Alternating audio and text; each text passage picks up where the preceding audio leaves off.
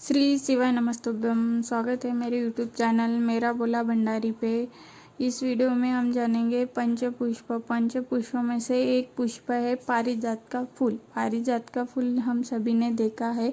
इसका उपयोग कैसे करना है, इसको चढ़ाने से भगवान शिव कैसे प्रसन्न होते हैं और इसका तिलक कैसे बनाया जाता है, सारे इस वीडियो में दिया है। चलिए इस वीडियो में देखते हैं। आपके भीतर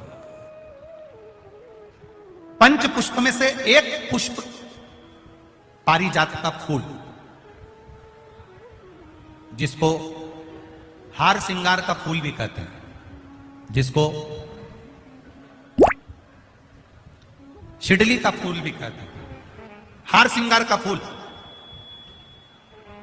ऊपर से सफेद, नीचे जो उसकी डंडी होती है वो थोड़ी नारंगी होती है, संतरे के कलर की होती है, नारंगी कलर। महाराज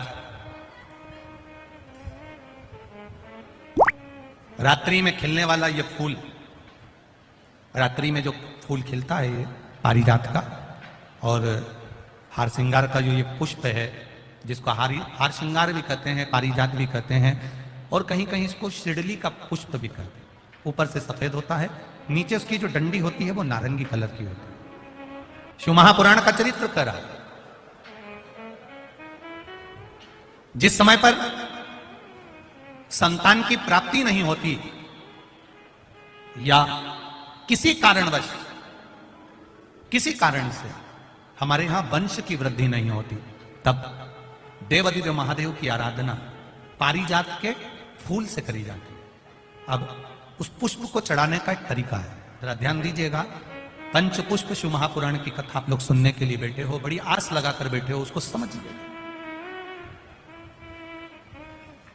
पारिजात का जो फूल शिव जी को चढ़ता है, भगवान देवादिदेव महादेव को चढ़ता है, जैसे ये शिवलिंग है, मान लो ये शंकर भगवान का शिवलिंग है, ये जलाधारी है, ये जल नीचे गिरने का स्थान। आप लोगों ने पहले कथा सुनी है ना सबने, आपको सबको मालूम होगा। राइट में गणेश जी का स्थान, लेफ्ट में कार्तिकेय का स्थान, बीच में अशोक सुंदरी की जगह। जहां पर यह शिवलिंग रखा है वो माता पार्वती जी का हस्त कमल, शिवलिंग के रूप में, शंकर भगवान के रूप में यह शिवलिंग है। ऊपर से जो एक एक बूंद जलाधारी नीचे गिरती है वो शंकर भगवान की 5 लड़कियां, जया, विषहरा, शामली बारी, दौतली और देव, ये शंकर जी की 5 बेटियां हैं। वंश वृद्धि के लिए, कार्य सिद्धि के लिए, वैभव प्राप्ति के लिए, या अपने हृदय की सुख समृद्धि के लिए, संतान प्राप्ति के लिए पारिजात हार श्रृंगार के फूल की शिव जी को आराधना होती है। हार श्रृंगार का जो पुष्प होता है, अशोक सुंदरी वाली जगह पर हम पारिजात के पुष्प को समर्पित करते हैं। उसकी डंडी का जो मुख है वो शिवलिंग की ओर होता है जब अपन अशोक सुंदरी पर चढ़ाते हैं, और फूल का मुख इधर होता है। वापिस उसी पारिजात के पुष्प को उठाकर हम माता पार्वती जी के हस्त कमल पर, जो गोल हस्त कमल है, वहां समर्पित करते हैं। उस जगह पर माता पार्वती जी की ओर से जो पुष्प समर्पित किया जाता है, उसकी डंडी पारिजात की हमारी ओर होती है, पुष्प का मुख महादेव की ओर होता है। तीसरी जगह, जब हम पारिजात के पुष्प को अशोक सुंदरी पे से उठाकर जगत जननी के हस्त कमल पर रखते हैं, हस्त कमल पे से उठाकर देवादिदेव महादेव के शिवलिंग पर रखते हैं, उस समय पर पारिजात के पुष्प की डंडी शिवलिंग के ऊपर होती है और फूल का मुख अपनी ओर होता है।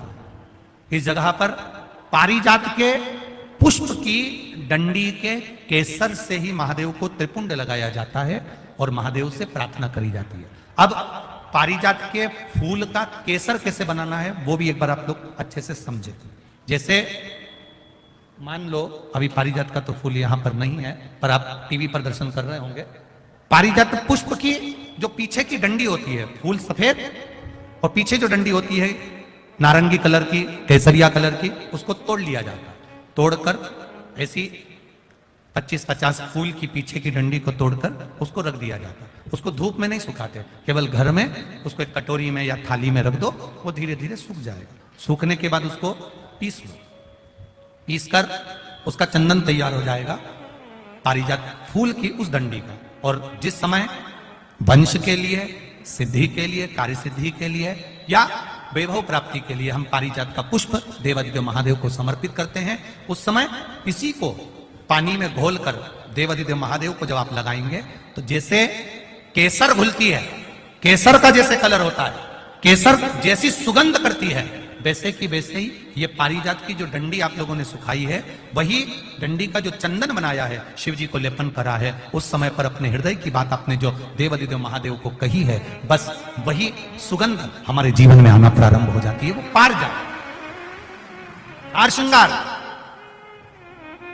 अब जरा ध्यान दीजिएगा, हार श्रृंगार के पुष्प, पारिजात का जो पुष्प है, सोमवार की अष्टमी पड़ने पर यदि हम देवादिदेव महादेव की पारिजात के फूल से आराधना करते हैं, स्मरण करते हैं, तो उसका फल भी हमें अधिक प्राप्त होगा। पारिजात का पुष्प, हम तो यहां तक कहेंगे अगर आपके यहां हार श्रृंगार का पेड़ लगा हो, पारिजात का पुष्प यदि आपके यहां होता हो, रात को खिलता है, सवेरे मिलता है, ऐसा पारिजात का अगर वृक्ष आपके यहां लगा हो तो प्रयास करना। 12 महीने शिवरात्रि आती है, बोलो आती कि नहीं आती? आती है ना 12 महीने। 12 महीने शिवरात्रि आती है। कैलेंडर पर एक गोला बनाकर रख देना कि हमको ये शिवरात्रि आई है, हर महीने की शिवरात्रि तुम्हारे ध्यान में रहेगी। एक पारिजात का पुष्प, हार श्रृंगार का पुष्प, एक अगर देवादिदेव महादेव को आपने चढ़ाना चालू कर दिया, समर्पित करना प्रारंभ कर दिया, तो आपको पीछे पलट कर देखने की जरूरत नहीं पड़ेगी, महादेव हाथ पकड़ ही रहता। पारिजात का पुष्प शिव को समर्पित।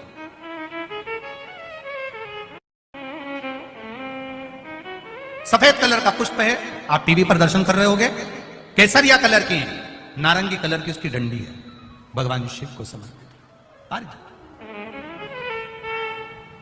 जब हम देवादिदेव महादेव को जल समर्पित करते हैं, भगवान शंकर को जब हम जल चढ़ाते हैं, उस समय पर भी भगवान को, अगर तुम्हारे पास में थोड़ा सा पारिजात की जो डंडी है सुखाई है, आपने पारिजात फूल के नीचे की जो डंडी है उसको तुमने सुखाकर अगर चंदन बनाया है, तो वो चंदन आप प्रतिदिन भी देवादिदेव महादेव को समर्पित कर सकते हो। पारिजात पुष्प। एक बात और हमारे स्मरण में रहे,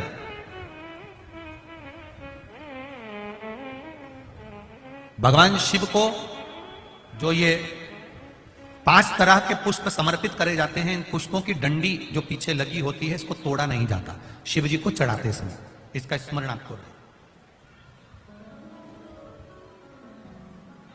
3 शिवालय ऐसे हैं जहां पर पारिजात के पुष्प को समर्पित कर देने से, भगवान शंकर को अगर पारिजात का पुष्प समर्पित किया जाता है तो मनवांचित फल की प्राप्ति होती है। पहला, मां नर्मदा से निकला हुआ कंकर नर्मदेश्वर महादेव।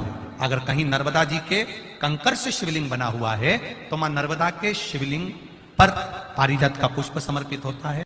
दूसरा, जो शिवालय एकांत में हो, एकांतेश्वर महादेव जो एकांत में बैठे हो, भले ओटले पर बैठे हो, अकेले बैठे हो, एकांत में बैठे हो, वो एकांतेश्वर महादेव पर भी पारिजात का पुष्प समर्पित कर देने से, अगर कोई अदालत का कोर्ट केस होता है तो बाबा देवादिदेव महादेव का मात्र पारिजात पुष्प का स्मरण या उसको समर्पित कर देने से भी फल की प्राप्ति होती है। तीसरा, ऐसा शिवालय जो नदी के तट पर हो, सरोवर के तट पर हो, कुंड के तट पर हो, बावड़ी के तट पर हो, कुएं के तट पर हो।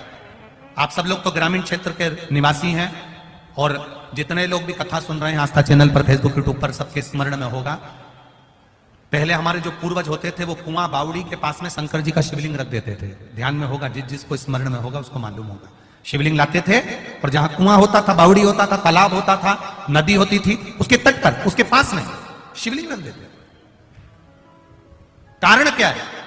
किसी जलाशय, कुआं, बावड़ी, तालाब, नदी, सरोवर, इसके पास में जो शिवलिंग होता है, उस शिवलिंग को बहुत सिद्ध करने की जरूरत नहीं होती। स्वयं गंगा मैया उस कुंड बावड़ी के रूप में रहकर शिवलिंग को सिद्ध कर देती है और वहां स्वयं विराजमान हो जाती है। महाराज, वहां पर भी यह हार श्रृंगार, पारिजात का पुष्प शिव को समर्पित किया जाए। 3 जगह ऐसी है जहां कभी मौका मिल जाए और तुम्हारे पास में पारिजात का फूल हो और कहीं तुम्हें मिल गया, तुमने आज्ञा ले ली, हम ये पुष्प ले लें क्या, और लेकर अगर आपने चढ़ाया है तो उसका फल जरूर मिलेगा। पारिजात, हार श्रृंगार का पुष्प। चंदन भी प्रयोग कर सकते हो, चंदन। महाराज शिव पुराण कह रहे हैं।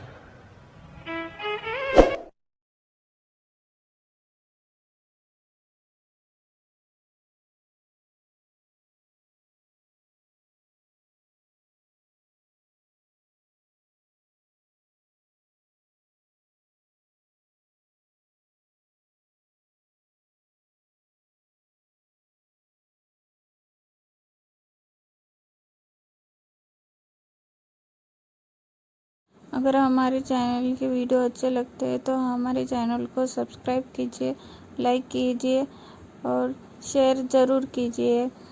श्री शिवाय नमस्तुभ्यम। धन्यवाद।